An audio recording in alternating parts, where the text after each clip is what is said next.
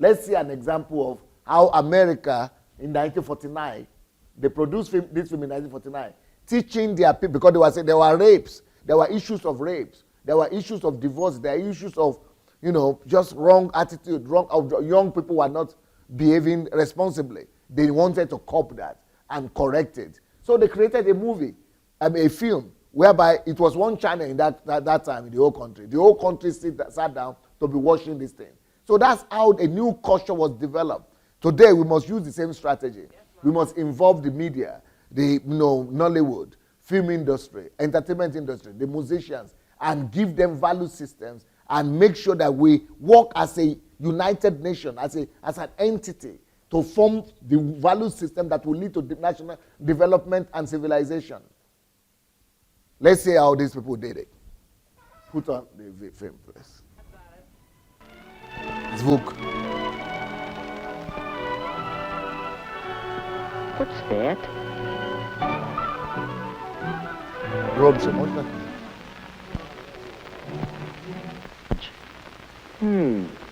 Oh, yes, the ticket he told me about. Well, let's see what he has to say. Here's the latest on my broken ankle. Doc says I'll be all right, only I have to Do we need stay to off put the my microphone feet there? No? for a week or so. Anyway, here's the ticket for the High Tea Carnival. It's too late to turn it in, so you have yourself a time and tell me all about it. One couple. That means a date. Not like just going around with the crowd. Just me and the girl. Well, that's all right. Only, what girl? Who? How do you choose a date? Whose company would you enjoy? Well, one thing you can consider is looks.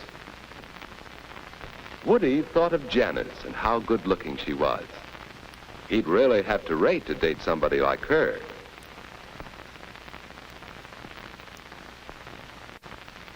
Yes, he'd enjoy that, except, well, it's too bad Janice always acts so superior and bored.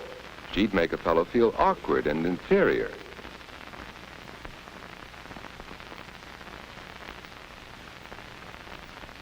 Well, perhaps someone who doesn't feel superior. There's Betty, and yet it just doesn't seem as if she'd be much fun. What about Anne? She knows how to have a good time and how to make the fellow with her relax, have fun too. Yes, that's what a boy likes. He wants to know he's appreciated. Anne would be fun on a date. So Woody decided he'd ask Anne for this first date. But just how should he ask her? And what if she refused? No, it won't be easy asking for that first date. Well, Woody, hi. Hi, Ed. What you doing? Just thinking. Don't work too hard. Okay. The bottom line is this, that anything we see, the society Ed, that we see, This private? no voice. No, Stop, stick stop around doing if you that. like. The society that we see right now, today, in America, in Europe, they are not by accident. They didn't just come about out of nowhere. People, informed people, created these nations through informed effort, conscious efforts.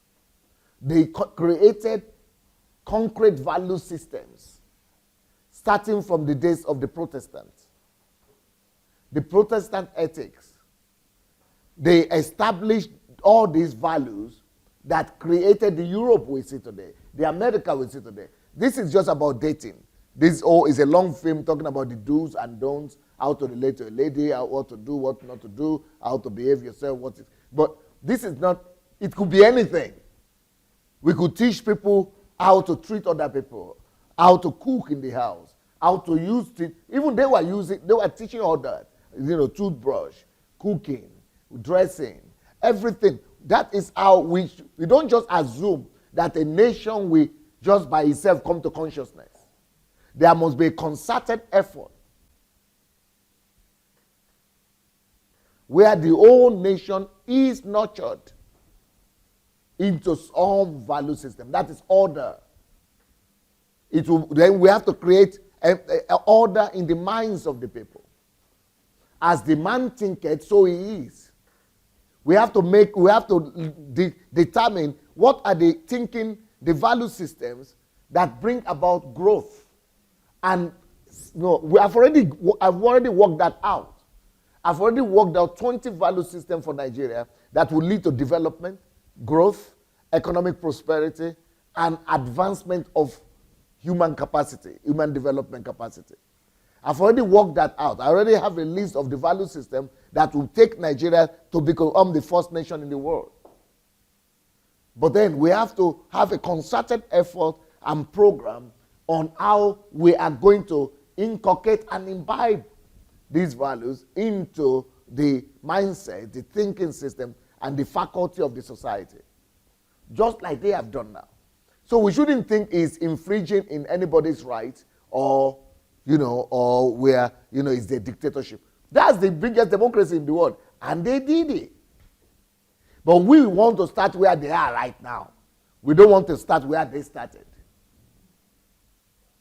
We have to also start where they started. We have to start from the scratch and educate our people and work out a program of national enlightenment and build our country based on specific goals, values that will lead to the end result that we expect. It has to be an informed process of building society. Now, when you go to America, these things are no more there. So you will think it's just chaotic. People just became developed in Europe. When you go to Europe, these things are no more there. But they used to be there. Because Europe didn't just become developed. So when we go now, we think they just became like this. So we were trying to imitate them where they are right now without knowing how they got there.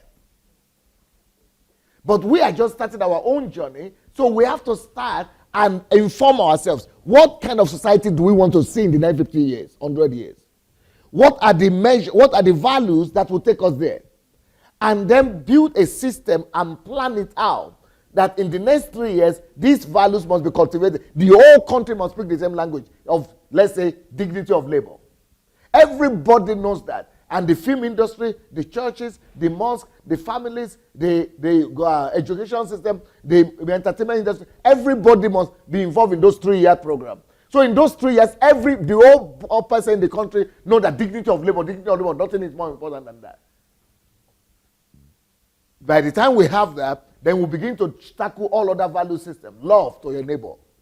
For 3 years, for example, we just propagate that in schools, in class, university, everywhere you go, in films, in movies. All films are going to be about it. All music are going to be about that. By the time you know it, everybody wants to care for everybody. And, the principle of the Good Samaritan. By the time you sustain that for 3 years, the whole country will begin to speak the same language. And attention and love and care for other person will replace what we have right now. Then the next 3 years, we could take hard work. Like even if it's just 3 years, is even too much. By the time we do it for 2 years, 1 year, 2 years, hard work, everybody will just be talking hard work only. So these are the way, what we are supposed to do. Then we take order. For 3 years, talk about order, only order. So we must know what we want, and these are value systems that are leading to something, to growth, to development, to advancement, to civilization, to excellence, to dignity, to productivity. That is how you change a nation. And I'm so appalled that nobody, we have all these politicians. Nobody is talking about this. We have all these government ministers. Government goes, government comes. Party goes, party comes. Nobody is talking about it. You want to tell me nobody knows? You want to tell me nobody knows in the whole country? Nobody knows better? Then they must listen to me. Then they have to read my books. Okay. let me just leave them alone. Where are we now? Yeah. So is that, let me go back to where we were. Paul, you wanted to say something. You come and be talking for while I do this. Put on the light.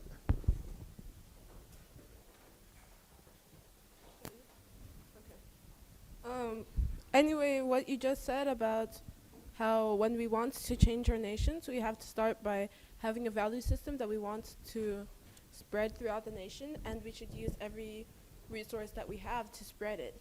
That's how the governments should be doing it. And that any government of a developed country who wants their country to actually be developed has to start by taking the principles of development, the laws of development, and inculcating that into the people. And that the way you do that properly is by the way you form a nation is by Propaganda. propaganda, yeah. And propaganda is used as a negative word most of the time, but that's not true, because you can have propaganda of a healthy lifestyle. You can have propaganda of the gospel. Propaganda is just spreading an idea. So, yeah. And I thought that, and then Daddy was saying, how come nobody, Dr. Sunday Adelaja was saying, how come nobody talks about this? How come politicians are just quiet about this? And I was just thinking that it reveals so many things. Because, for example, here in Ukraine, when DSA is preaching, especially to his Ukrainian congregation, he often talks about the influence of the communist ideology and the Soviet Union ideology that is still left on Ukraine now, even though it's been 26 years or 27 years since its collapse.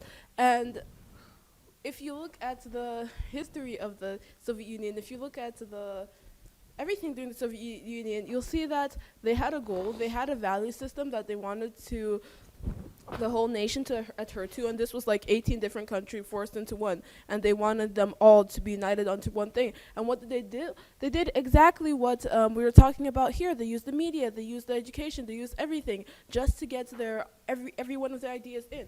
For example, let's talk about how an ideal communist state is an atheist state. So how did they do that in the Soviet Union? I mean, communism came to that area in the 1900s, where a lot of countries were still deeply religious and stuff, and the church had so much influence. So how could they just erase its influence? Well, they took the textbooks and they rewrote them to portray religion and theism in a negative light. They told all the teachers that this is what Lenin has taught and this is communism. So you can't tell students that the Bible is true or something. In fact, don't even mention the Bible. My teacher, who grew up in the Soviet Union, she was telling me that once she read a poem, and it was named something like Isaiah 52, and she asked her teacher, why is it called that? And her teacher told that, it's okay, this is outdated information. It's like something bygone, like something ancient. From the past. Mm-hmm. Yeah, something ancient. You don't need to know about that. And this was in the public schools. This was the norm.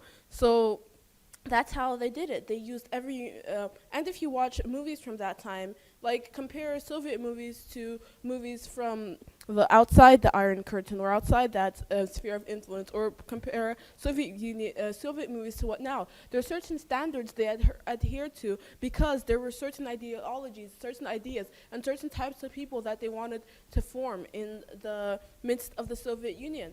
And I just don't understand how we're thinking about how we should shape a nation, and that's literally how you do it. I mean, that's such a good example, because you look at, for example, and even today you can look at Russia, and people say, why do Russians act so unusual?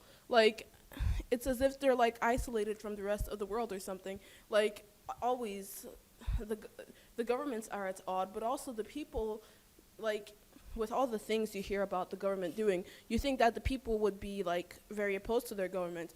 In Nigeria, for example, the government is known for being corrupt, and the people are angry. Here, this is the most corrupt country in Europe, and the type of things that people say about the government are quite vulgar.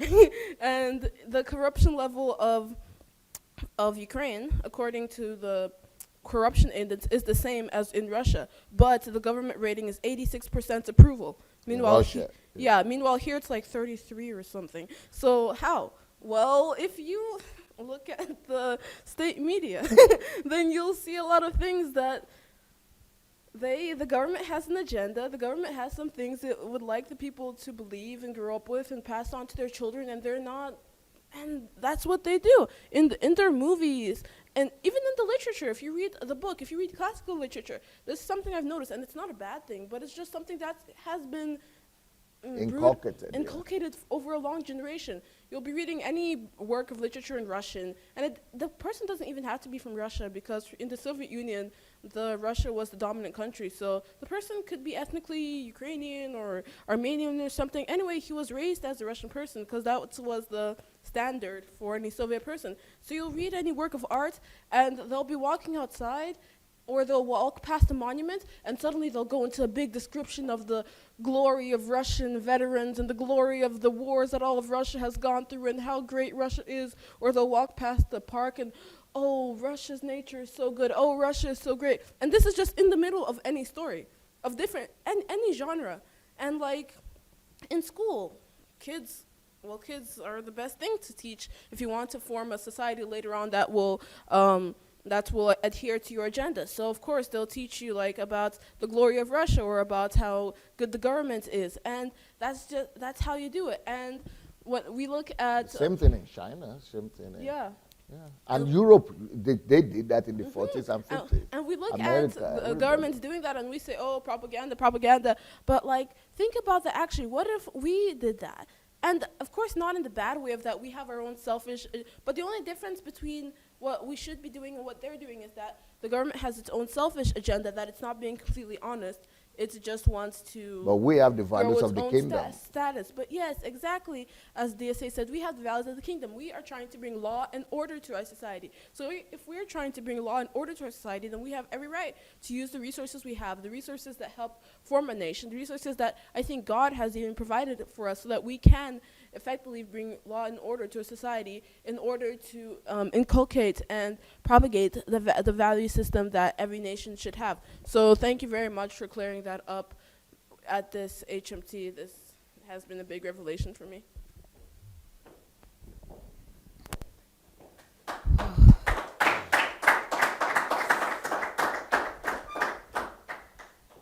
Okay, for me, I just want to support this idea of value system.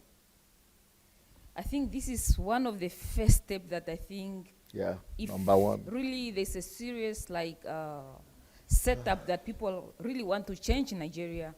I think this must be one of the methods to be used. Because if these things, value system, if these things had worked for our countries, I know they can also work for Nigeria. Yep. Because if I can just give an example of my own country, Namibia, I remember that time I was how old? I think I was maybe at the primary school, under 12 years old. When we used to, anyway, I grew up in the town, but not so a big city.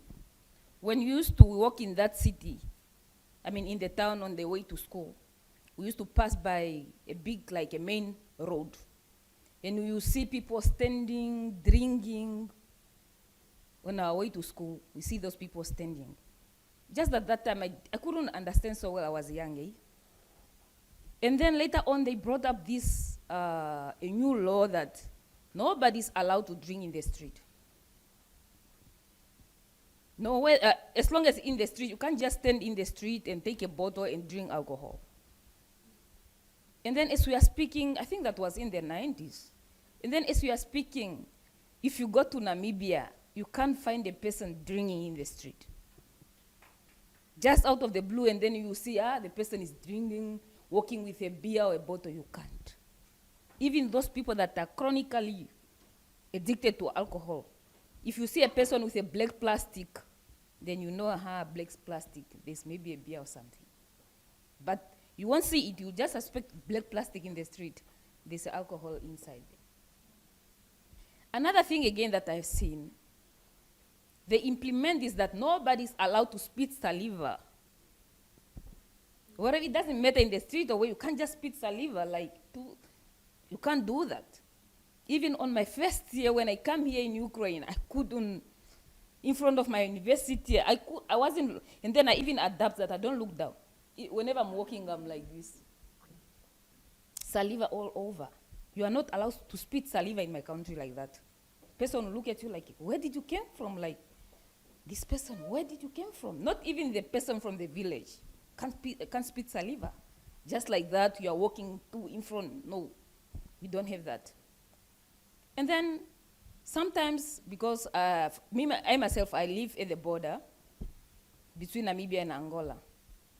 Now, the situation was like our neighbor, because our border is just like you can walk from that side to this side, to Namibia, to Angola, we can just walk. They come and buy breads in our country, anything. Even as we cross the border, we go and buy other stuff there. You find this Angolan, they come in, they speak so loud, it's in the town, the person is in the shop, spit saliva they want, the way they want. And then we used to be like, this Angolan, they don't like order like in the shop, in the market. One have to be in the queue. They don't like to queue. He just wants straight to go. And then here, when I was now looking, I put Nigeria, I think Nigeria is like Angola. Just the way I was watching the videos and the way I was just putting things together when I was sitting down, that these people, they are like this. And then if these things used to happen in our country, we used to also leave bed, people drinking alcohol in the street, people spitting saliva in the street, and we don't do that anymore. It's very easy to influence the human mind. It's easy. Just as I've spoken here in the morning that I was listening, I was also young, a program that used to talk about how a person should dress, what things to wear. You can't go to the party with your armpits out. You are sitting in the party and then here with your hair, and you can't wear like that. And then it's not something that I read in the book, or maybe something that I was told at home. Even my mother, I can't remember my mother telling me that part. But I heard it in the radio. That as a lady, you can't go with your armpit. It's a lot of things that I've learned, but only through that radio. I think these things will work. You just have to put it in implementation, find a way, even though they don't have to start from the president or whoever. Maybe become a friend with a governor or councillor. Friend, meeting, dinner, lunch. You talk. Those people, they lack things. They pretend like they know everything. They don't know. They don't know. They only have the knowledge that they gain from school, just the same way like you. Just that you didn't get opportunity to go in the parliament. You are not connected. But the knowledge that they have, you might even be better than them. He went to the university. After university, his father was a former president. He get connected, he get nominated, he become a councillor, he become a governor. At the end of the day, our governor, Regina. Who's Regina? We were together in Ukraine. What do I know? At least me, maybe I have a knowledge. I once attend these meetings, I pick up some stuff there and there. I read some book there and there. What do they know? Those people, they just have to be informed. And then for the implementation of these things, we don't have to reach to the higher level. Because those things, the first fear they have, they want to remove power from us. They want to take over. They don't care what the country is going through. They don't care what the suffering people are going through. They care about their own bread, about their own benefit. That's why it's so difficult for them even to give up power. If their term is finished, just the term itself, they are not happy. And talk less of a person with an idea. They will even kill you. I think we don't have to implement this at the higher level. These things must start from the lower level. It will reach them. Thank you so much. Beautiful, beautiful. I want to say, in line with what you are saying, we just released a book that addresses this situation. It's called A Visionless Life is a Meaningless Life, for the country and for individuals. A Visionless Life is not here, but it's in the Amazon. Is it on Amazon? Yeah, on Amazon. You can get it on Amazon. A Visionless Life. A Visionless Life is a meaningless life. and also how to discover, discovering the calling, purpose and calling of every nation. They are all on Amazon. Yes, sir. Yeah, just to add to what she was saying, and it made me to understand that when we wanted to vote in Nigeria, and they were talking about change, everybody was living in darkness. We don't even know what change we want. We were voting for change, but we don't even know what change we were voting for. No clue what the change will be like. No picture. We were just following what the campaigners were saying without asking ourselves, this person that we want to vote, does he have that in-depth inside him? Does he have any idea? Is there anything about the creativity in this person? But we were celebrating party. We were celebrating change without even knowing that the change that we're talking about is, we don't even know what it looks like. Even the person you are voting is just like you. He doesn't even know what the change is like. But he sold to you an idea that will make him get what he wants, and we bought it because we don't even know. So many books are being written. So many books are coming out from great idea, great insight, great in-depth. And we sit here, we just carry this book, oh, read this one, and when you read it, this one, this will happen to you, this will happen to you, this will happen to you.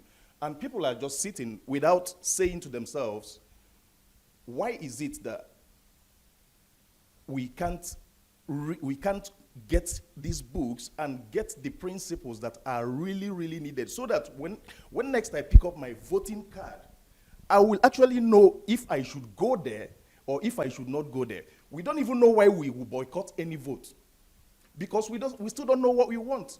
But when we begin to see the things that we want to give, the principles, the changes that we have seen, we can see it ourselves. So we already know what we are expecting, and then we are looking for who is in alliance, who is in alliance with that change.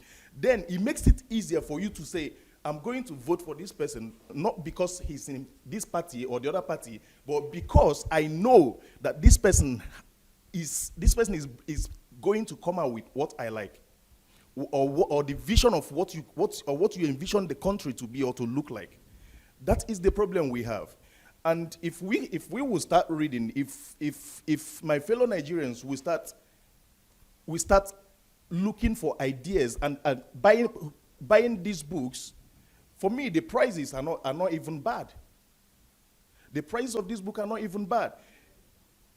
We want great future for our children, but how are we going to get it if you don't have any plan, any insight? That's the reason for all this whole thing. But we're still struggling. We're still struggling. No matter how much vote we vote from now till whenever, Nigeria will still keep getting worse, because we are the change that we're looking for. If we can't read, if we can't see, then don't expect that the person that you are voting is seeing, because he's also as blind as you. Thank you. Let's go back to the notes.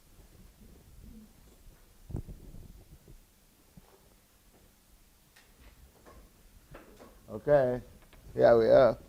Who reads? Yes, sir. However, Genesis 2:17 lets us know the consequence of wrong choices, which is death. Commandments, therefore, are meant to save or prevent us from death. Okay, I think we did this. Yeah, have we been here? God knows how we are made to function and what is harmful for us. Don't hate, forgive. Just like any manufacturer knows what could damage his product, God knows what could destroy us and what could enhance our living. Isaiah 48:18-19. Oh, that thou hadst hearkened to my commandments, then had thy peace been as a river, and thy righteousness as the waves of the sea. Thy seed also had been as the sand, and the offspring of thy bowels like the gravel thereof. His name should not have been cut off nor destroyed from before me. To love God is the greatest commandment. Love your neighbor because we are made in God's image. God is love. Whoever does not love does not know God, because God is love. It's not our job to fix people. It is our job to love them even while they are broken. When we love, we enhance our lives and nature into harmony with our nature. Love cures people, both the ones who give it and the ones who receive it. For the wages of sin is death, but the gift of God is eternal life in Christ Jesus our Lord. God went ahead to give us a manual to study and live by in all aspects of life. Lessons.